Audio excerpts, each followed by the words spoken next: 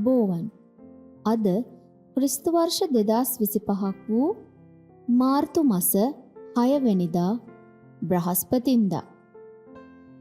America එක්සත් ජනපදයේ වොෂින්ටන්හි Margaret කේෆෝඩ් විසින් උඩුමහල් මැදුර පාඨකයන් වෙත එවා ඇති පණිවිඩය. අද දවසේ මාතෘකාව ජීවමාන අත්දැකීමක්. දිනට නියමිත බයිබල් කොටස යොහාන් 15 සිට 8 දක්වා. අද දින පණිවිඩය සඳහා පදනම් කරගෙන ඇති බයිබල් පදය. දෙවියන් වහන්සේගේ වචනය ජීවමානය, ක්‍රියාශීලීය. හේබ්‍රෙව් 4 වන පරිච්ඡේදයේ 12 වන පදය. වසර කිහිපයකට පෙර මගේ බාල පුත්‍රයා වෝල්ඩන් නැමැති සුප්‍රකට ප්‍රබන්ධය මට එවා තිබුණා. එය ඇමරිකානු ගත්කතුවර හෙන්රි ඩේවිඩ් තෝරව්ගේ කෘතියක්.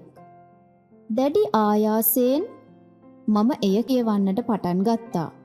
පසුගිය මැයි මාසයේ මගේ පුත්‍රයා බලන්නට ගිය විට ඔහු මා රෝද පුටුවක තබාගෙන වෝල්ඩන් පොකුණ වෙත ගෙන ගියා.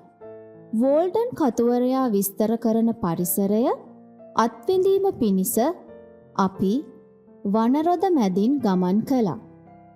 කතුවරයාගේ චාම් කුඩා දැවනිවසේ ආකෘතිය එම මහ වනරොද මැද අපි දැක බලා ගත්තා. නැවත පෙරලා නිවසට පැමිණි මම යලිත් වෝල්ඩන් කියවන්නට පටන් ගත්තා.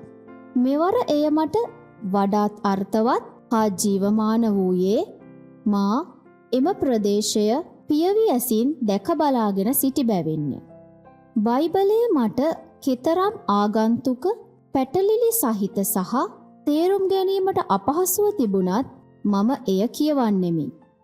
මා මුලින් සඳහන් කළ අත්දැකීම සහ බයිබලය කියවීම පිළිබඳ මගේ අත්දැකීම් අතර යම් සමානකමක් ඇති බව ශුද්ධාත්මයාණන් වහන්සේ මට හෙළිදරව් කළා.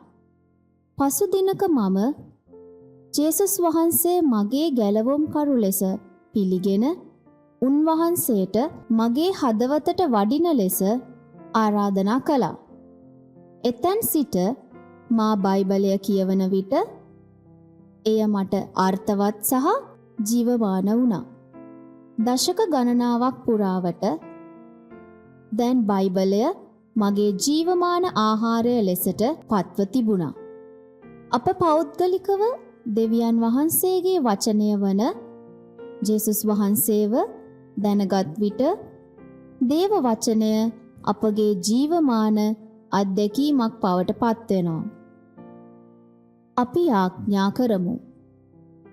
ආදරණීය දෙවිඳුනි, දේව වචනය නැමැති ත්‍යාගය ගැන ඔබ වහන්සේට ස්තුති වේවා.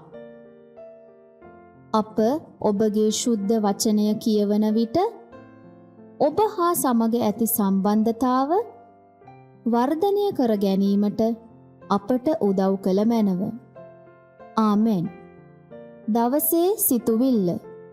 අප දේව වචනය පිළිපදින විට එය අපගේ ජීවිතයේ ජීවමාන වේ. යාඥා යොමුව. පළමු වතාවට බයිබලය කියවන අයෙකු. ඔබ සැමට ජේසු පිහිටයි. අපගේ උඩුමහල් මැදුර දිනපතා පණිවිඩය WhatsApp හරහා ඔබට ලබා ගැනීමට 0.787 325 326 අංකයට UMMYES ලෙස WhatsApp පණිවිඩයක් යොමු කරන්න. ස්තුතියි.